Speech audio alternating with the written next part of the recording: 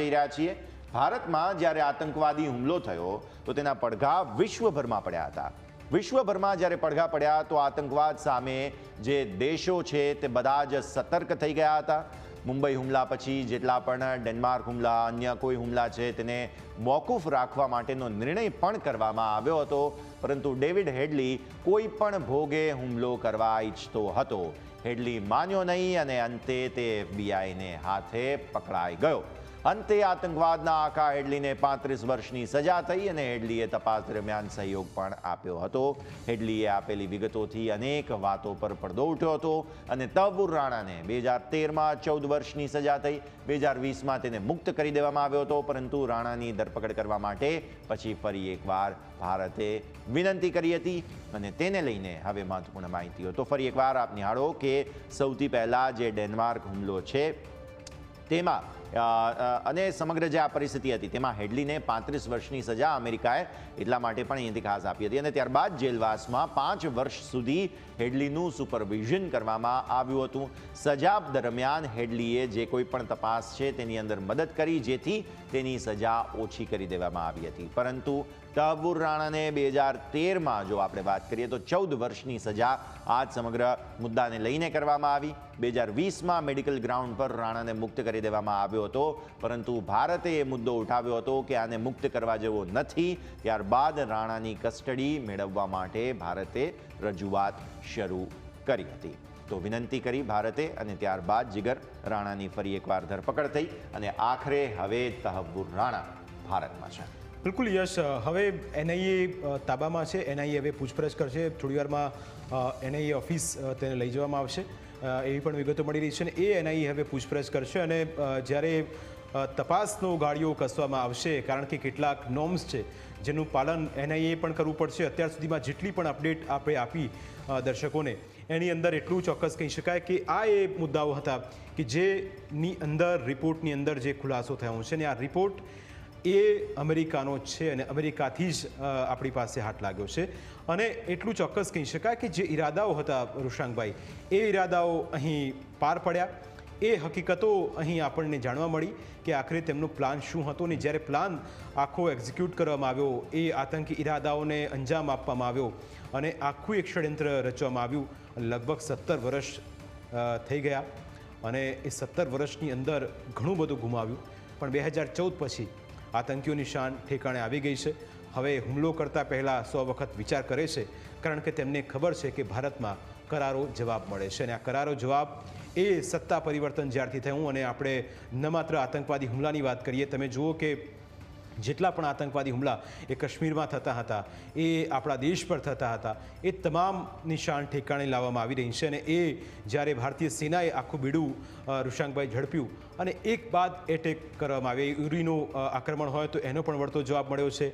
જ્યારે એ સેના પર એટેક કરવાની વાત હોય ત્યારે એ જવાબ મળ્યો છે અને એ જવાબ એ રીતે જડબાતોડ મળ્યો છે કે ઘરમાં ઘૂસીને મારવામાં આવ્યા છે અને હવે આતંકવાદીઓ એ હિંમત કરતાં પહેલાં 100 વખત વિચાર કરે છે, કારણ કે હવે આ ભારત છે અને આ નવું ભારત છે અને નવા ભારતના સેના પણ એટલી સક્ષમ છે, નવા ભારતનું સુકાન પણ એટલું સક્ષમ છે અને નવા ભારતના ઈરાદા પણ એટલા મજબૂત અને મક્કમ છે કે કોઈ પણ આતંકવાદી ભારત સામે ઊંચી આંખ કરતાં પહેલાં 100 વખત વિચાર કરે। સૌથી પહેલાં એ સાંભળી કે જ્યારે NIA સામે હવે હેડલીને અને જે તહવ્વુરના જે સંબંધો હતા કેવી રીતે એકબીજાના સંપર્કમાં આવ્યા, શું આખી તેમનો પ્લાન હતો, શું કેવી રીતે તેમણે આખો આ પ્લાનને એક્ઝિક્યુટ કર્યો, કેવી રીતે 10 આતંકવાદી આવ્યા અને પછી શું થયું હતું મુંબઈમાં, એ પણ પૂછપરછનો એક દોર હશે અને એ પૂછપરછની અંદર હવે 64 વર્ષનો હેડલી શું કહેશે એ પણ અહીં જોવું રહેશે।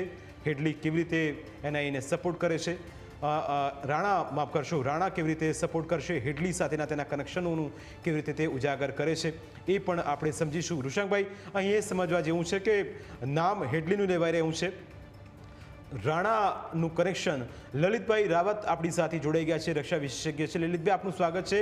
સૌથી પહેલો સવાલ આપને, કદાચ જે હકીકતો અત્યાર સુધીમાં જે રિપોર્ટમાં સામે આવી છે અને હવે તહવ્વુર રાણાની પૂછપરછ NIA કરશે, અમારી પાસે જેટલા ઇનપુટ હતા એ ઇનપુટની અંદર એટલું ચોક્કસ સાબિત થયું કે પ્લાન ફૂલપ્રૂફ હતો અને એ વર્ષોની એક રેકી હતી, જે રેકીને આખરે એ અંજામ આપવામાં આવ્યો. મુંબઈ પર હુમલો થયો, એક બાદ એક એટેક થયા, પણ જે ઈરાદાઓ હતા એ આખરે તેને અંજામ પણ આપવામાં સફળતા મળી. પણ હવે તવહુર ભારતની પકડમાં છે, NIA સામે છે.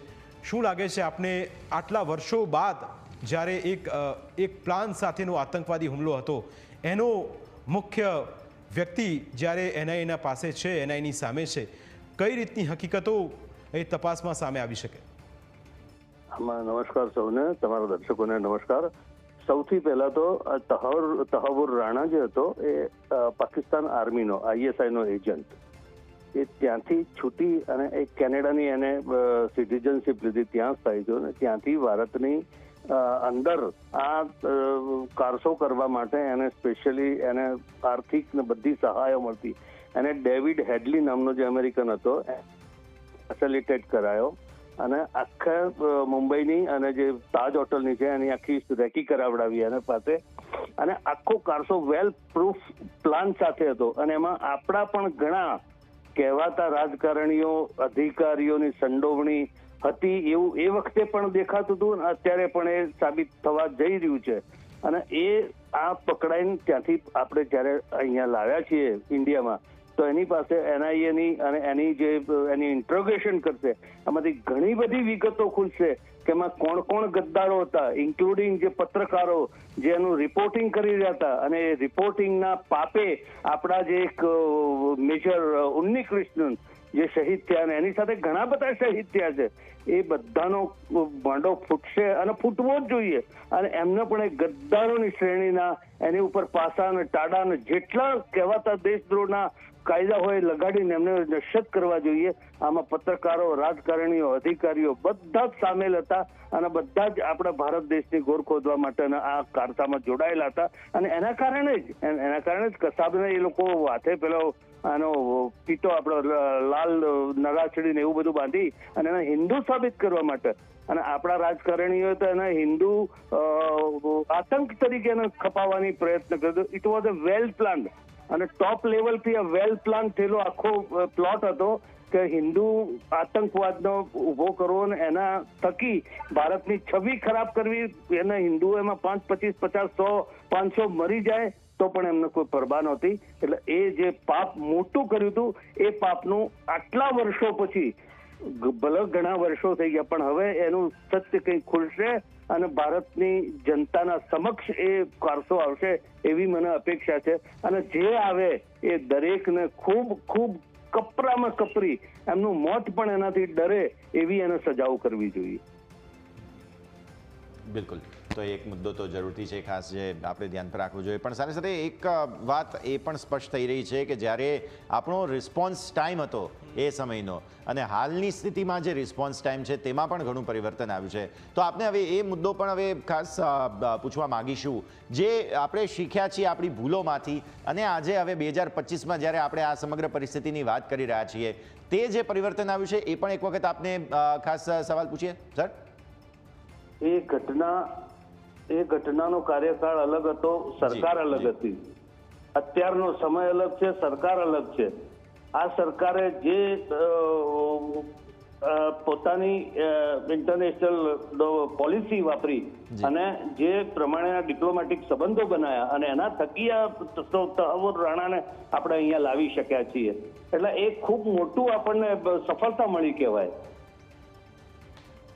બિલકુલ લલિતભાઈ, અમારી સાથે જોડે આપનો ખૂબ ખૂબ આભાર. તો રક્ષા વિશેષજ્ઞ હતા અને એમણે કહ્યું કે એક મોટી સફળતા ભારત માટે, અને સાથે એ પણ સમજવા જેવું છે કે જેટલું પણ અપડેટ મળ્યું, જેટલા પણ ખુલાસા થયા, જેટલી પણ હકીકતો સામે આવી, એ ખૂબ જ ચોંકાવનારી હતી. પણ યશ 26/11ના રોજ થયેલા હુમલાના તાજના સાક્ષી અને NSGના કમાન્ડોએ જે ઘટના ઘટી તે દિવસે શું જોયું, જ્યારે એક બાદ એક લાશો હતી, અટેક થતો હતો, સામસામે ફાયરિંગ થતું હતું. સુરેન્દ્રસિંહ નામના એક પૂર્વ કમાન્ડો છે, અને એમણે આખી આ ઘટનાને પોતાના શબ્દોમાં વર્ણવી છે.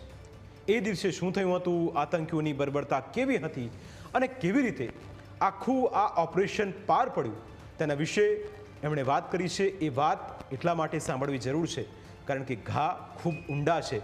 18 વર્ષ, લગભગ 17 થી 18 વર્ષ થઈ ગયા છે, પણ આ 18 વર્ષની અંદર અને એ 26/11નો એ દિવસ 2008નું એ વર્ષ અને જ્યારે એક સાથે 10 આતંકવાદી